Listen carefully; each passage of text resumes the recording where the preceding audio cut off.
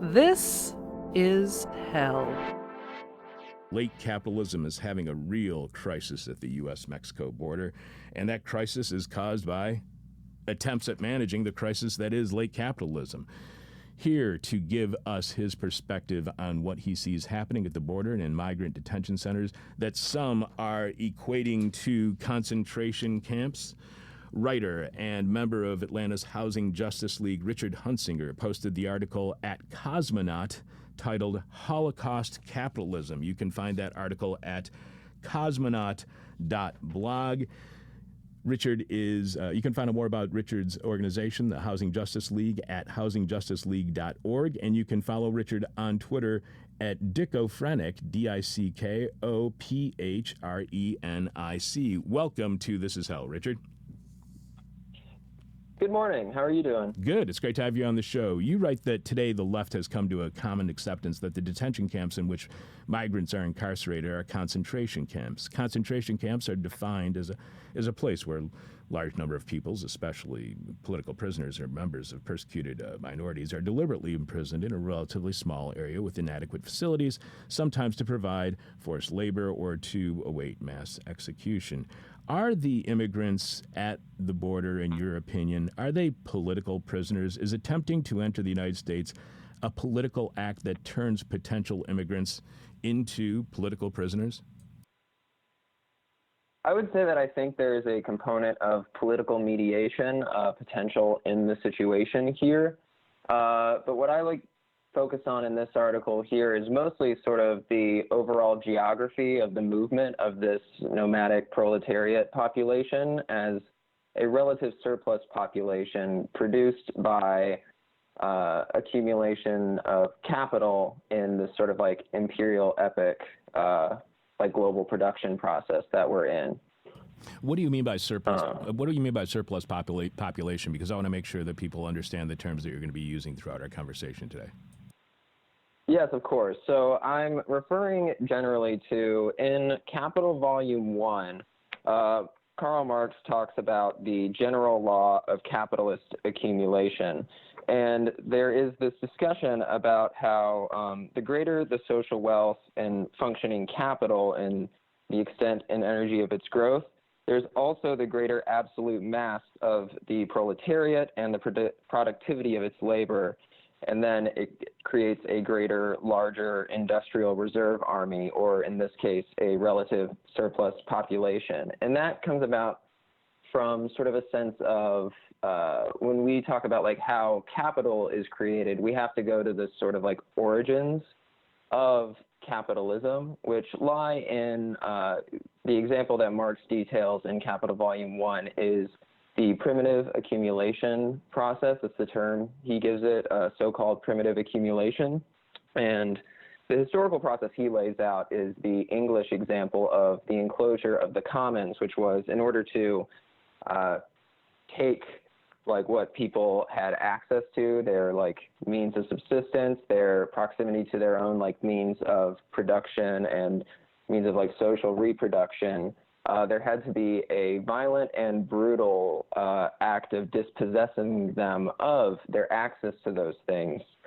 And there's been a lot of other good theoretical discussions that have advanced this theory, because in Capital, Marx discusses this as being in the prehistory of capitalism, but developments in the 20th and 21st centuries coming from Rosa Luxemburg and David Harvey's accumulation by dispossession and Jackie Wong's racialized accumulation by dispossession in her book Carceral Capitalism aim to illustrate that this is actually an ongoing process, that in all cycles of capital's accumulation, there must occur this sort of base displacement where the capitalist or people who seek to appropriate the capital or sources of value must forcibly remove people from their access to other means of subsistence or their access to that which they are laboring on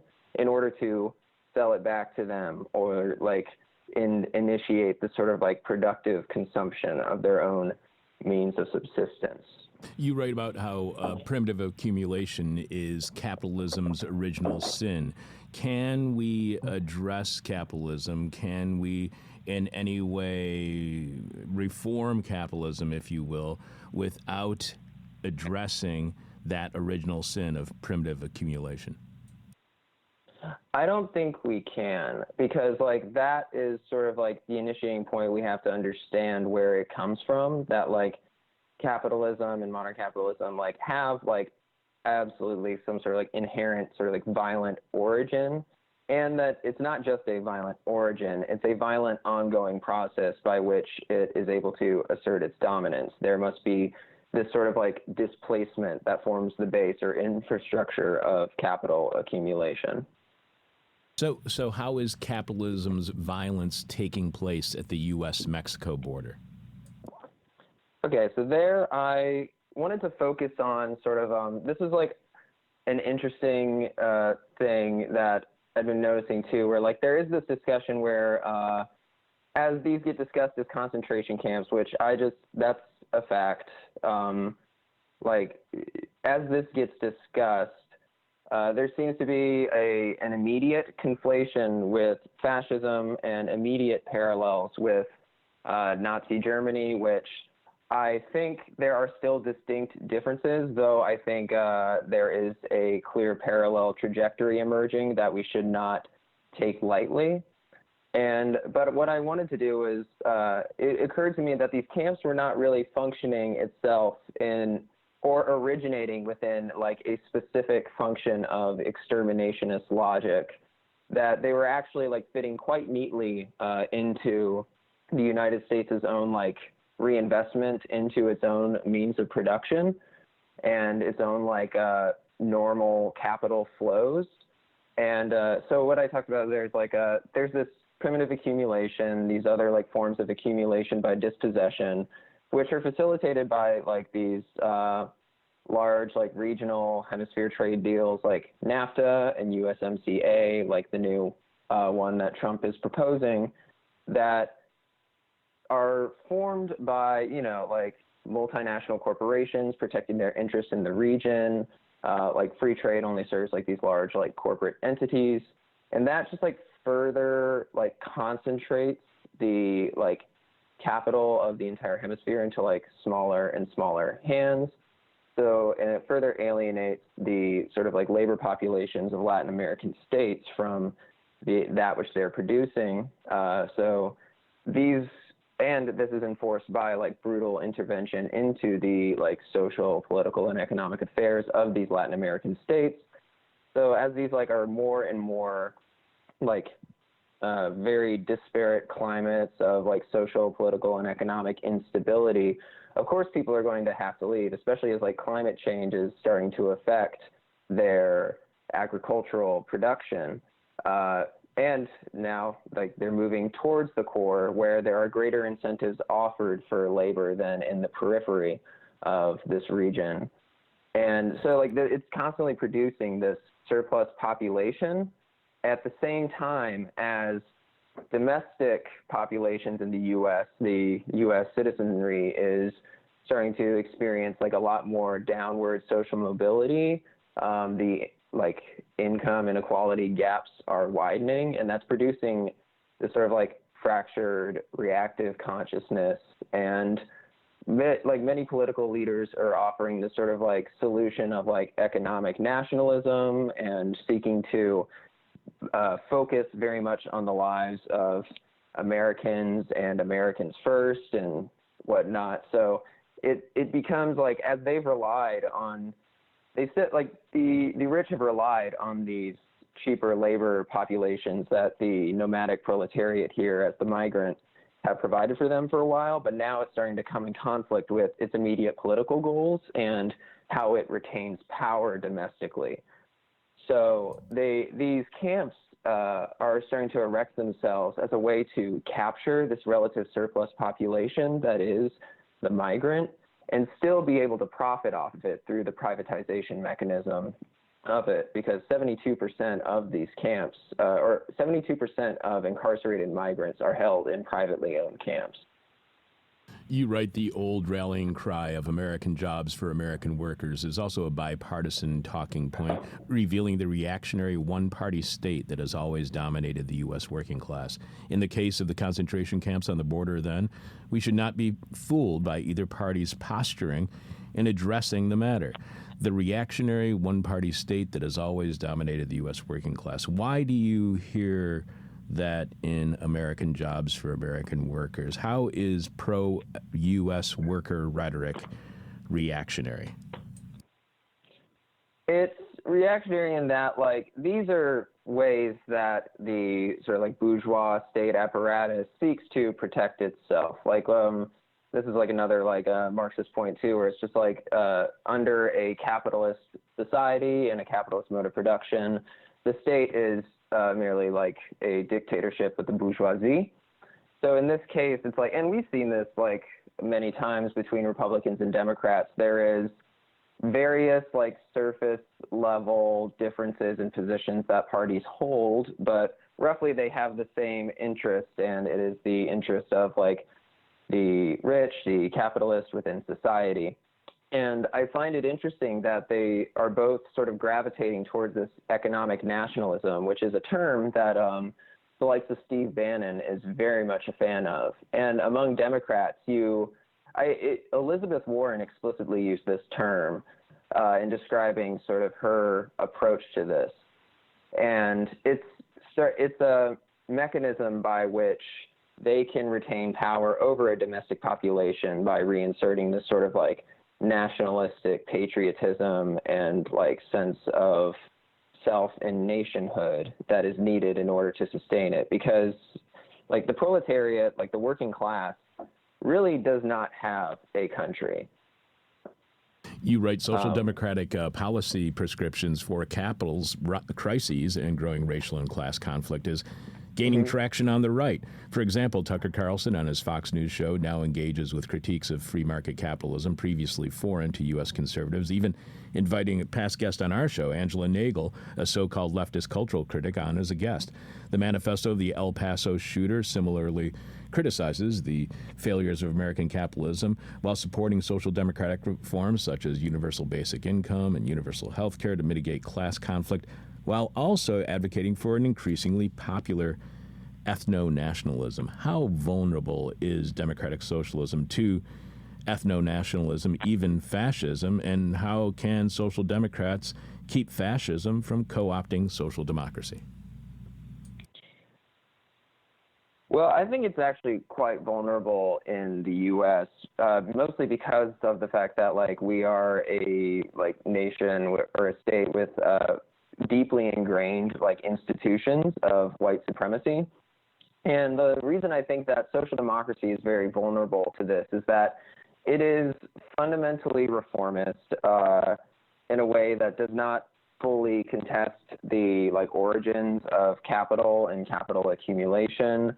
And it is at heart a nationalist project. So even if you get some of these reforms like Medicare for all, single payer health care, you're not fundamentally going to be able to address the elements within those coalitions that are coming in that could be hostile to migrants and like the borders. Like I know Angela Nagel wrote this piece called The Left Case Against Open Borders, which really just like foregoes any chances of like any sort of like internationalism or solidarity with the global proletariat. And it's susceptible as well, because as you see from things like the El Paso shooter manifesto, as well as like Tucker Carlson, the right is starting to very much like make these same critiques of like American capitalism and its excesses. And that should be a big like alarm ringing for any American leftist, because it shows like where you are very vulnerable to co-optation. Like my nightmare really is that like Bernie Sanders gets elected and we still have these migrant concentration camps and border crisis, because fundamentally like if you become the representative of the capitalist state, even if you promise to be on the side of the workers, everyone, when these same workers threaten that economic, social, and political instability of the state, like you, because of your position in this political office, are going to be forced to defend the economic status quo of the area, and that will become defending the national project, which will play right into a sort of like fascist reaction as these problems are not able to be solved by U.S. institutional politics. So for what the left could do to be mitigating this is that I write sort of, I did not go into detail here as well, but I think to a degree some of these reforms would be beneficial. Like I'm not going to like turn my nose up at single payer healthcare. I think it's incredibly important things that we should be looking for, Medicare for all. But at the same time, like as we exert this influence on the U.S. institutional political sphere, and we see it starting to capture our interest, like the left at large within America needs to start preparing to figure out like where its politics can sort of like make a rupture with this procedural left and continue pushing the conversation towards the like a real like politics that can confront capital and provide an alternative to this ethno-nationalist capitalism. You mentioned how the nationalist project must conceal a reality in order to sustain its fantasy. What must the nationalist project conceal in order to sustain its fantasy? So this is where like the nationalist project, in order to sustain its fantasy, needs to create some sort of other as like this object of like a symbol of like lack for the national subject by which it can see itself in that it is not this other.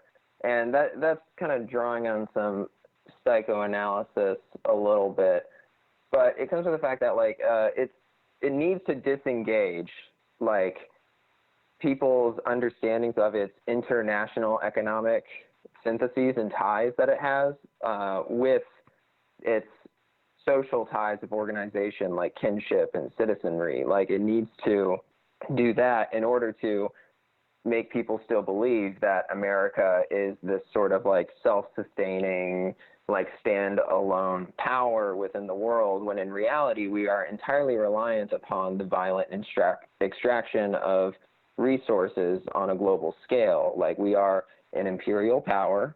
We have like asserted dominion over this hemisphere and done it ruthlessly and violently for like centuries now, ever since the Monroe Doctrine.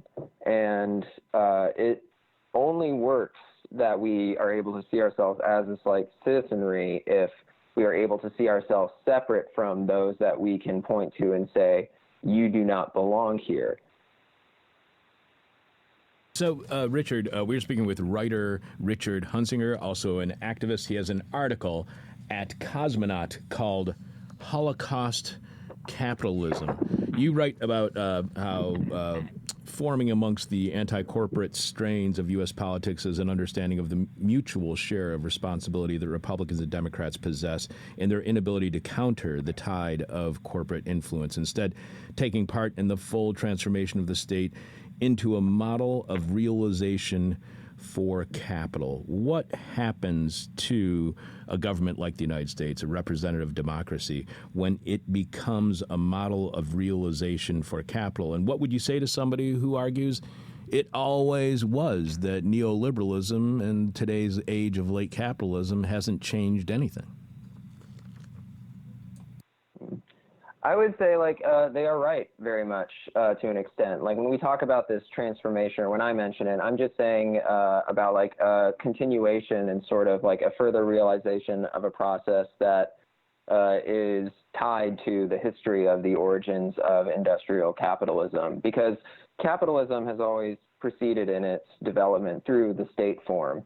And the state has always been a very important apparatus for the continuation of capitalism's development, because that is the state, under what we could call a dictatorship of the bourgeoisie, becomes the apparatus where the bourgeoisie or a national bourgeoisie is able to assert its interests and hold a monopoly on the assertion of its interest through the like use of legitimized force or violence. Yeah, but like what I try to point to with this privatization and talking about this further as a model of realization for capital is that like in the advent of neoliberalism, what you do see is like very much like a ramping up of this process and a sort of the curtain coming down on how this functions. Like it's very much a natural outgrowth of capitalist development. Like this would be the end conclusion. And what I try to point to with that is how it's like you see it very clearly in the concentration camps, and that so many of migrants that are detained and incarcerated there are detained in these private camps, which are basically just like channeling funding through like government contracts, like Core Civic, which is formerly the Corrections Corporation of America, and Geo Group, both like earn a combined $985 million from government contracts alone in 2017. And then there's all these other like parties at play too, because even privatized within the camps are all of these various like functions, which I'm sure that they are like obligated to by their contract to provide. And it's anywhere from just like healthcare, telephone services, shampoo products that have to be produced. And of course, they're all terrible products, and like I'm sure there's like not a lot of care and attention going into that stuff, but it's funneling through these things so that like banks that invest finance capital into them, companies that like run their products through them, tech companies that run like data projects that they're testing out and developing through them, and the corporations that run these companies are basically using the relative surplus population that the nomadic proletariat, the migrants, are here as a sort of like channel through which to further realize capital. Am I going too far, or does this sound a lot like the antebellum financialization of slavery? I would say I'd have to like read up more on that topic to say, but could you elaborate on it a little bit more for me? Just that they were selling on Wall Street.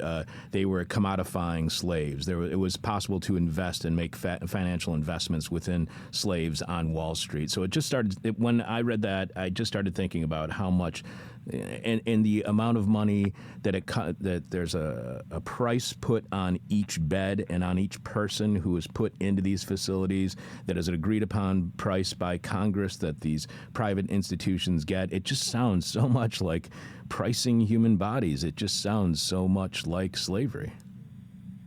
Oh, it entirely is. Like I do know, like I believe I've read elsewhere that like some of these migrants are actually induced into like forced labor of some things, but I don't know if it's at a significant level enough yet to say that that is like the sole intent or a significant like source of value. But no, that sounds very analogous. You also write that left projects organizing support on a grassroots level to support these reformist initiatives must remain conscious of the limitations of the nationalist project. Whether there is a claim to reject American nationalism or not, this is the sphere of political action these projects occupy. Is grassroots organizing an exercise in American nationalism? And if not organizing in the realm of American nationalism, where can those who want systemic changes, where can they organize outside of American nationalism? Well, one, I think that organizing outside of American nationalism means organizing with an increasingly international consciousness regarding the like working class and like proletariat on a global scale, and finding ties with those projects and those efforts that are happening throughout the world with your own organizing, and developing that consciousness with everybody that you're organizing with. I would not say that grassroots like organizing and work is inherently an American nationalist project. Like I would say the sort of organizing for reformist initiatives of a nationalist project, such as like Medicare for All, you know, these would be like state reforms. Those constitute like very much acting within a nationalist project. But like it's about further developing this internationalism that is coming out on the left, which is developing very well. I know that like even the DSA is being more conscious of this as well, but it's important to like continue to reassert this and figure out how to start forging these ties and this real solidarity between like our domestic proletariat and the nomadic proletariat of like the migrants that are incarcerated here, and starting to build coalitions between these groups, because we have to, like, the only way to like abolish the border here would be to sort of like continue to push that there like really is materially like no border except that which is enforced by the state. You mentioned, well, actually, I guess that's the bigger question I want to ask. Can the United States de-neoliberalize? Can the world? And more importantly, how much would any process or any actual de-neoliberalized world, how much would that solve the current crises we're experiencing under late capitalism?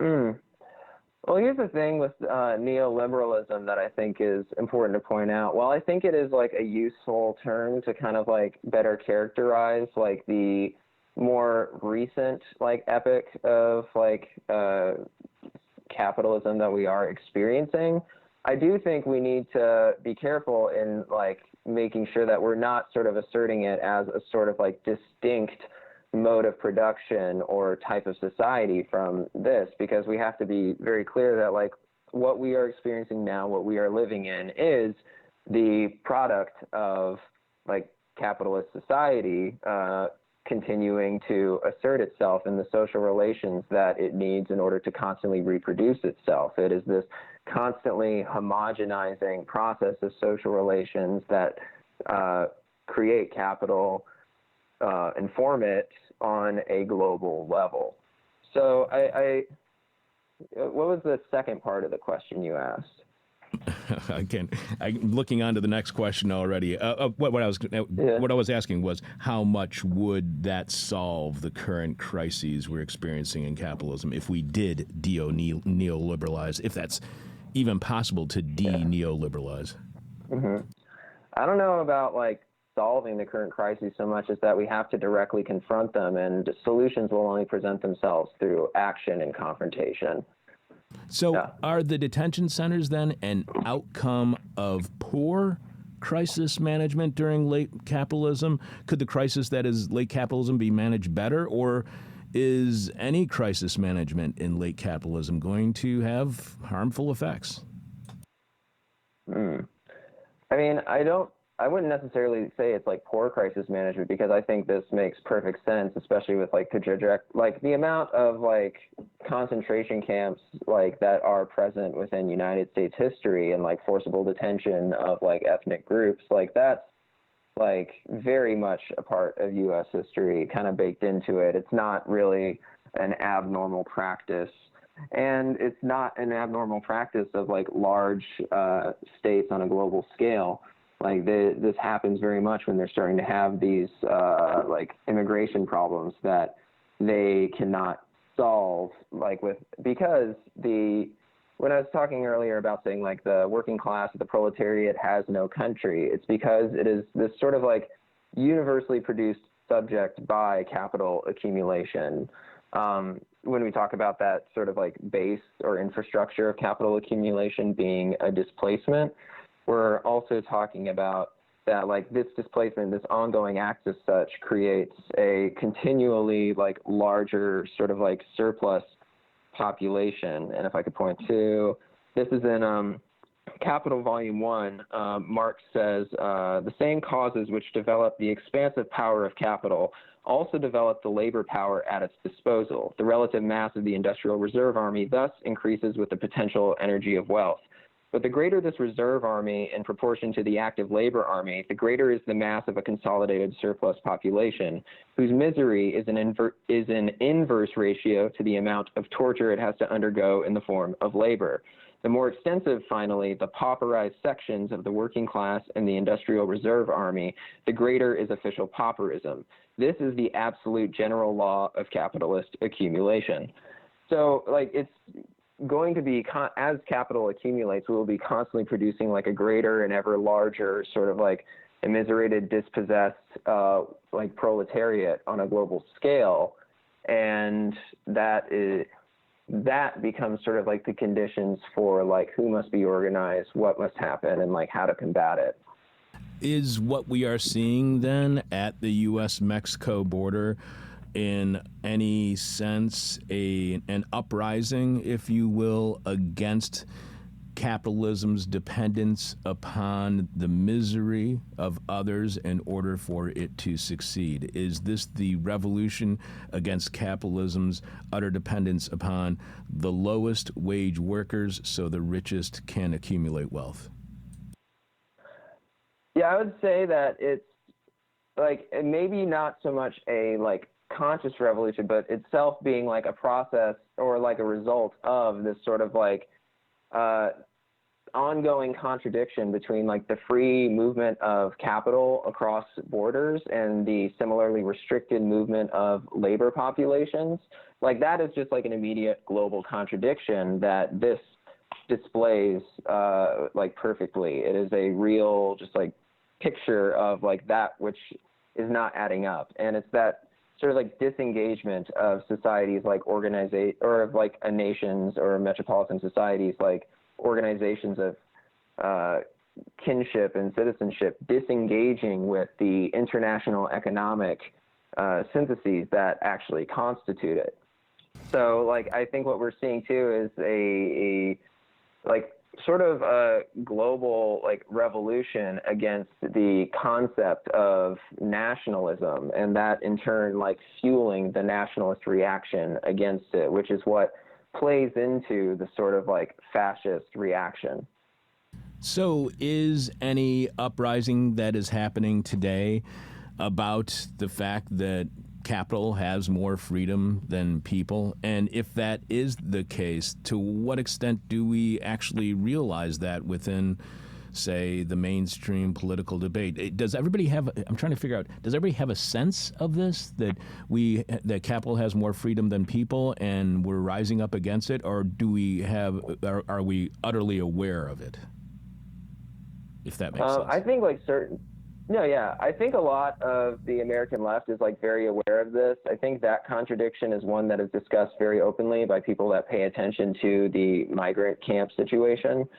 But I think like perhaps to like maybe an American public at large, that is not very conscious. And you're definitely not going to see that discussion happening in a U.S. institutional political sphere, which is just like moving more and more towards fascism in this sort of like varying levels of consciousness of that process. Like in the U.S. like institutional political sphere and within like the like state establishment and apparatus, there are varying levels of just like unconscious sort of like emergence of fascism, though there are certainly within like right-wing spheres like very conscious fascists, but they have yet to really like fully seize a power on this. But like this moment where you start seeing this like very irrationality of that contradiction, you know, like global free movement of capital, but restricted movement of labor, and like an imperialist nation that has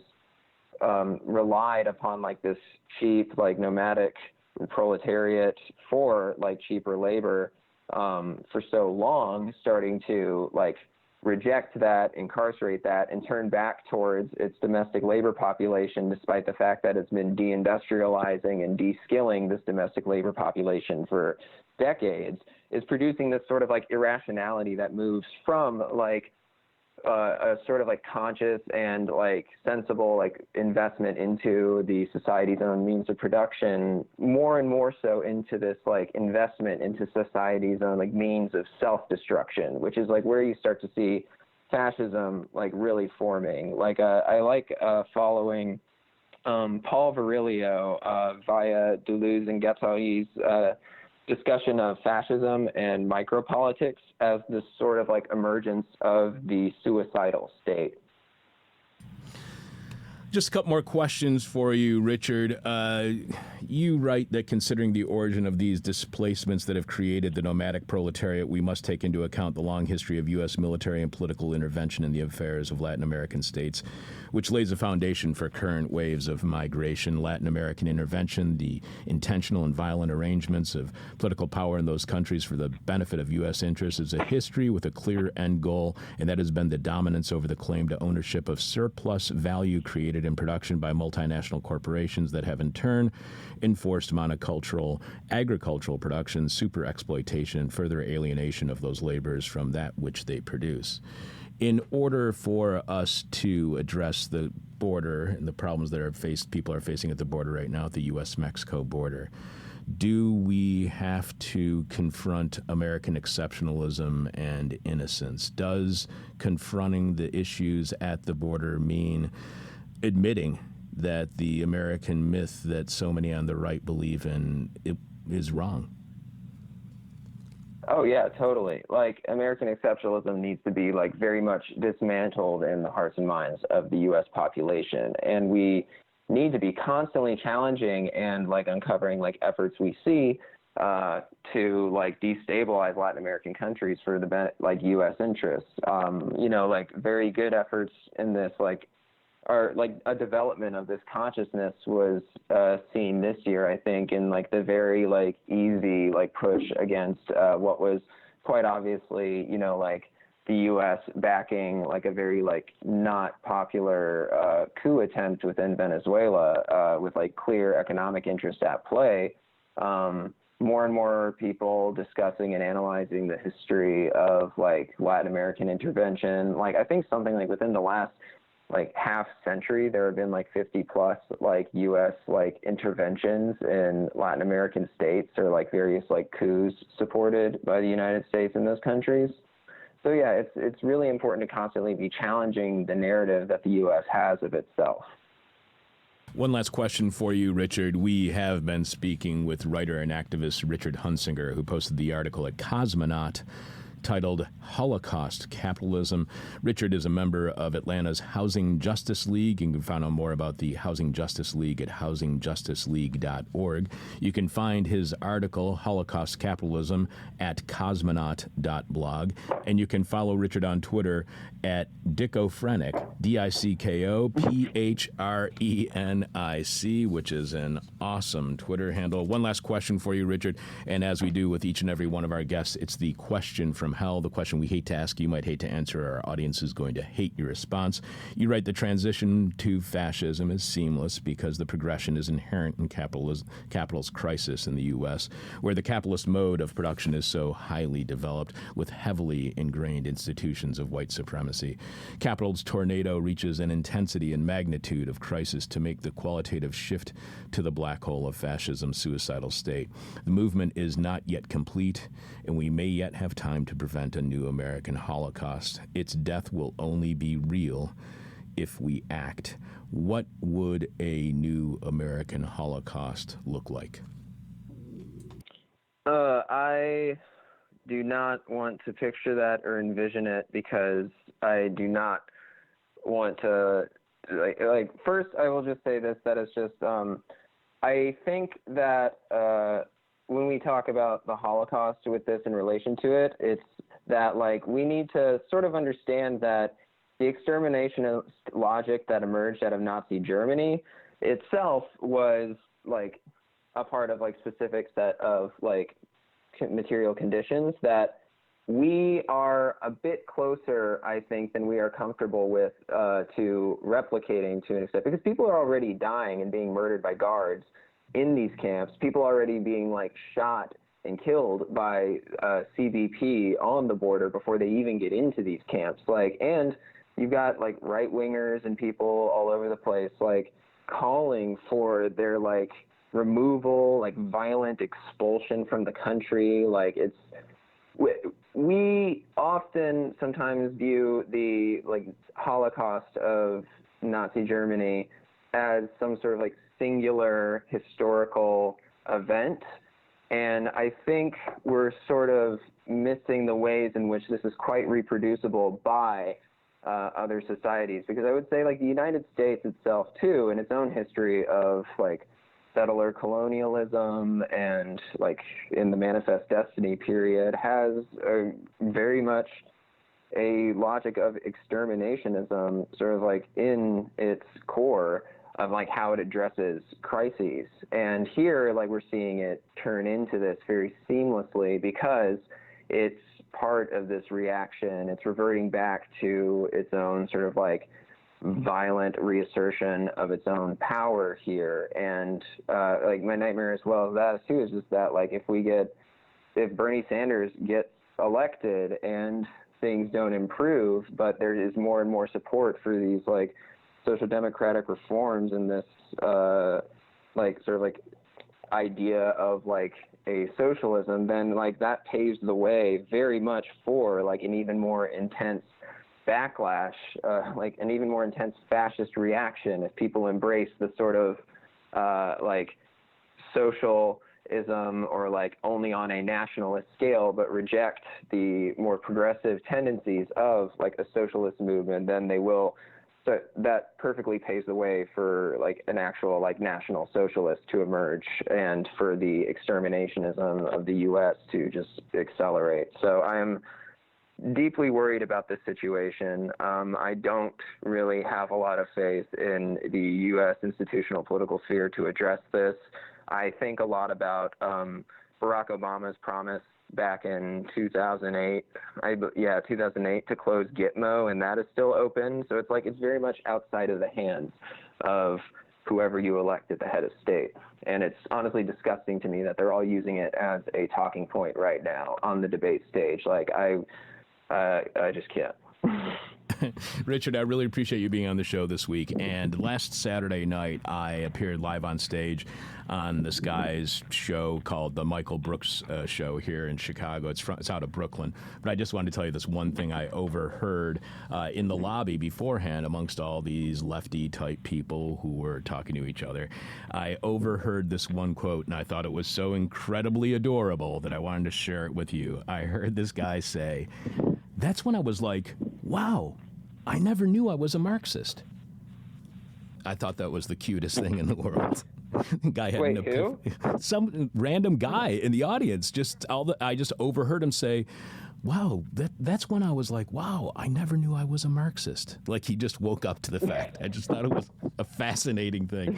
Richard, thank you so much for being on the show this week. I really appreciate it, and we hope to have you on again soon. Thank you very much, and good luck with your organization as well, the Atlanta Housing Justice Project. Thank you so much, and thank you for having me. It's been a pleasure. All right, take care. You've been listening to a This Is Hell interview. For more interview hell and to support the show, visit thisishell.com.